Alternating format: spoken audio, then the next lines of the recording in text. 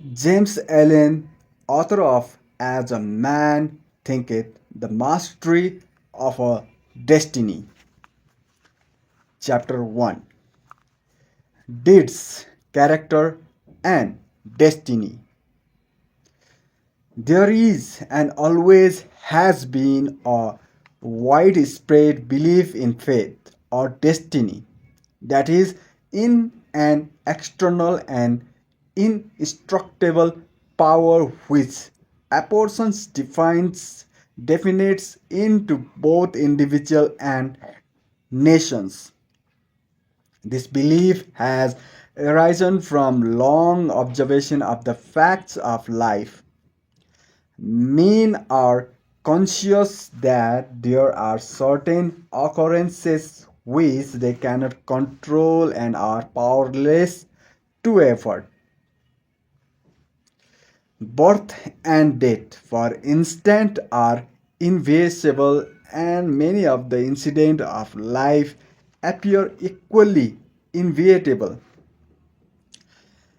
Men strain every nerve for the attainment of certain ends, and gradually they become conscious of a power which seems to be not of themselves, which frustrates their puny efforts and laughs, as it were, at their fruitless striving and struggle.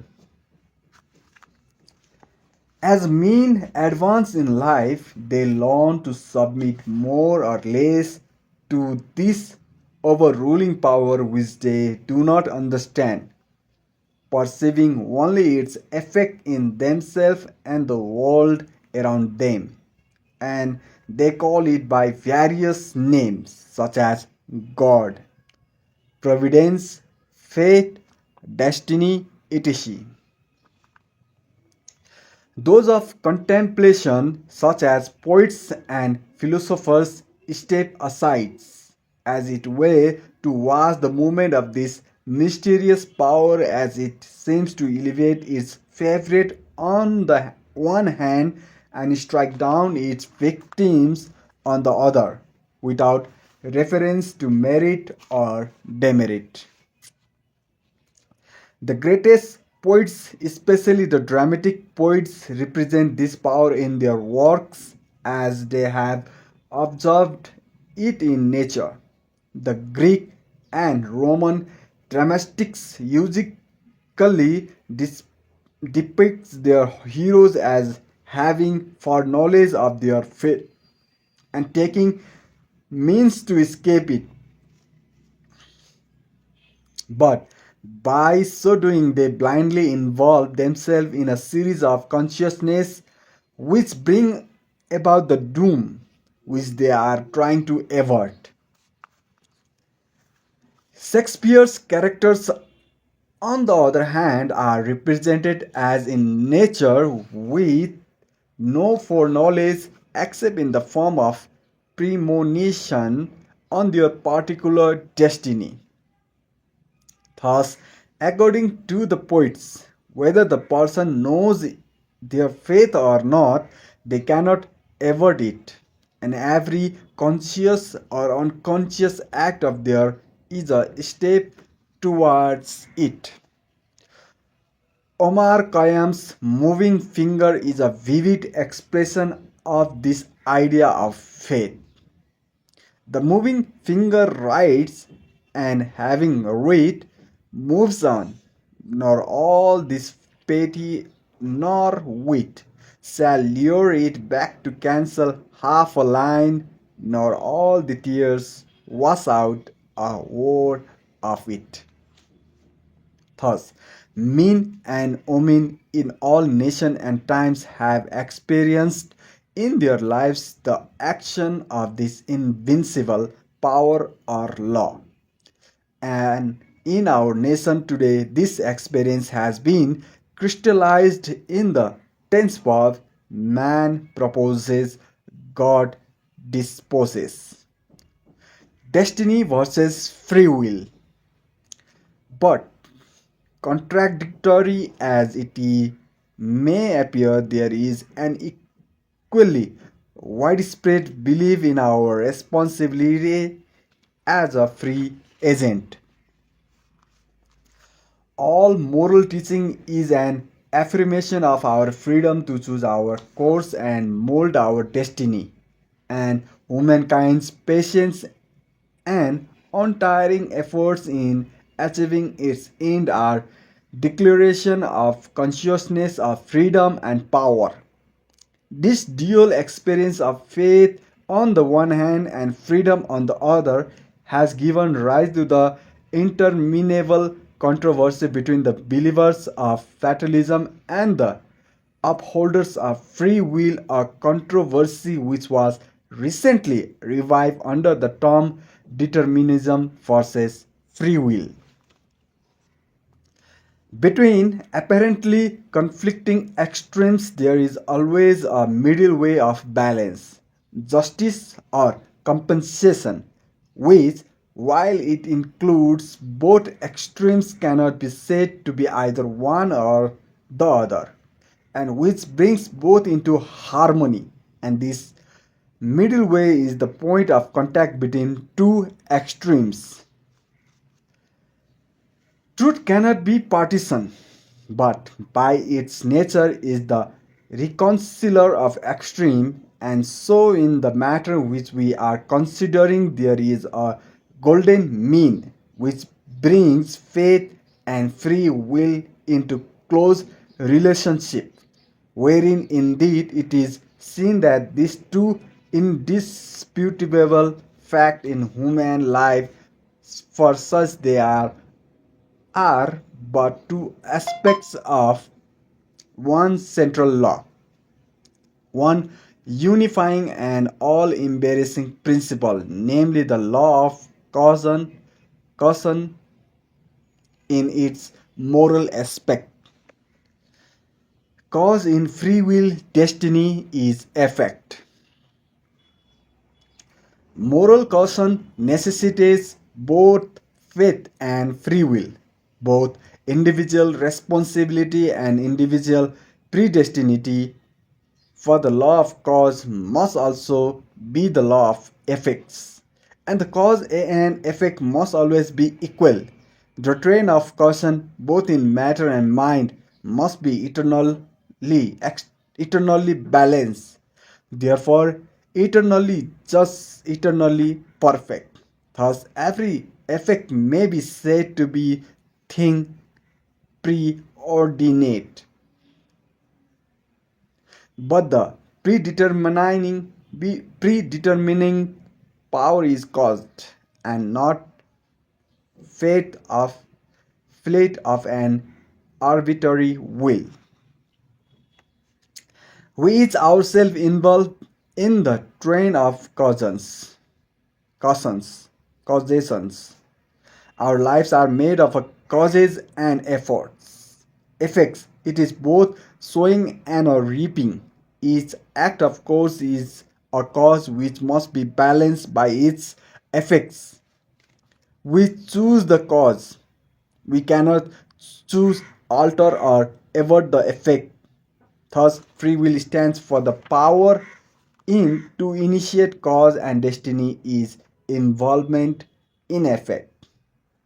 It is therefore true that man and woman is predestined to certain ends, but they themselves have issued the mandate that good or evil things from which there is no escape we have by our own deeds brought about.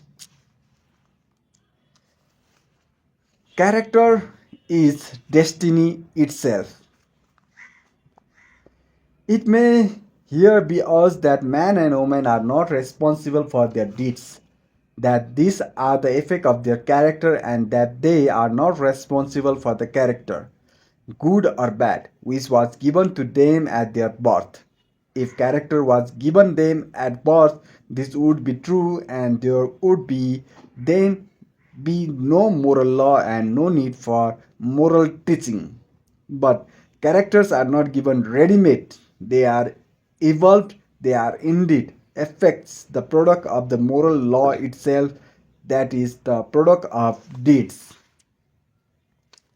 Character is the combined result of an incalculable numbers of deeds, is in reality an accumulation of deeds which has been piled up, so to speak, by individuals during vast ages of time and through innumerable lives by a slow process of orderly evolution. A man's or woman's birth into this life with their complex character, to which they consider themselves irresponsibly predestined, was determined by their own deeds in former lives. Each of us is the doer of our own deeds. As such, we are the maker of our own character, and as the doer of our deeds and the maker of our character, we are the molder and shaper our destiny.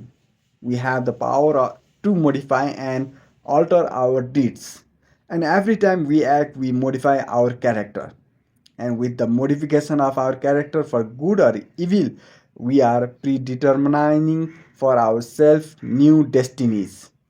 Destinies disastrous or beneficent in accordance with the nature of our deeds. Characters is destiny itself. As a fixed combination of deeds, it bears within itself the result of those deeds results. These results lie hidden as moral seeds in the dark recesses of the character, awaiting their season of germination, growth, and fruitage. Destiny is perfect justice. Those things which befall a person are reflection of themselves. The destiny which pursued them, which they were powerless to escape by effort or avoid by prayer, was the relentless goal of their own wrong deeds, demanding and enforcing reinstitution. Those blessings or curses which come to them unbidden are the reverberating echoes of the sounds which they themselves sent forth. It is this knowledge of the perfect law working through and above all things, of the perfect justice operating in and adjusting all human affairs, that enables the good man to love his enemies and to rise above all hatred, resentment, and complaining, for he knows that only his own can come to him, and that enough he be surrounded by persecutors, his enemies, and are but the blind instrument of a faultless retribution. And so he blames them not, but calmly receives his accounts and patiently pays his moral debt. But this is not all. He does not merely pay his debts, he takes care not to contract any further debts. He watches himself and makes his deeds faultless. While paying off evil accounts, he is laying up good accounts by putting an end to his own errors. He is bringing evil and suffering to an end. The working of destiny. And now let us consider how the law operates in particular instances in the outworking of destiny through deeds and character. First, we will look at this present life, for the present is the synthesis of the entire past, the net result of all that a person has never thought and done is contained within them. It is noticeable that sometimes the good person fails and the unscrupulous person prospers, a fact which seems to pull all moral maxim as the good result of righteous out of account. And because of this, many people deny the operation of any just law in human life and even declare that it is chiefly the unjust that prosper. Nevertheless, the moral law exists and it is not altered or subverted by shallow conclusion. It should be remembered that each man and woman is changing, evolving being. The good person was not always good. The bad person was not always bad. Even in this life, there was a time in large number of instances which the person who is now just was unjust, when the person one who is now kind was cruel, when the one who is now pure was impure. Conversely, there was a time in this life in a number of instances when one who is just unjust was just, when the one who is now cruel was kind, when the one is now impure was pure. Thus, the good person who is overtaken with calamity today is reaping the result of his former evil sowing. Later, they will reap the happy result of their present good sowing. While the bad person is now reaping the result of their former good sowing, later they will reap the result of their present sowing of bad. But when just causes are not apparent in his life, then they were set going in former lives, and indeed the entire evolution of any being through innumerable birth and deaths and ever enlarging destinies may be regarded as one long extended unbroken lines of causes and effects, once indestructible, ever growing, ever changing, and ascending life. Character is a combination of habits. Characteristics are fixed habits of the mind, the result of deeds and acts repeated a large number of times becomes unconsciousness or automatic. That is, it then seems to repeat itself out without any effort on the part of the doer, so that it seems to him almost impossible to do it, and then it has become a mental characteristic. Thus, the character of an individual at birth is a combination of habits which he himself has built up by his own thoughts and acts during the course of his evolution. And in accordance with his effort in this life, will his character be modified for good or evil in the future. Here is a poor man out of work. He is honest and he is not shrieker. He wants work and cannot get it. He tries hard and continues to fail. Where is the justice in his lot? There was a time in this man's condition when he had plenty of work, he felt burdened within it.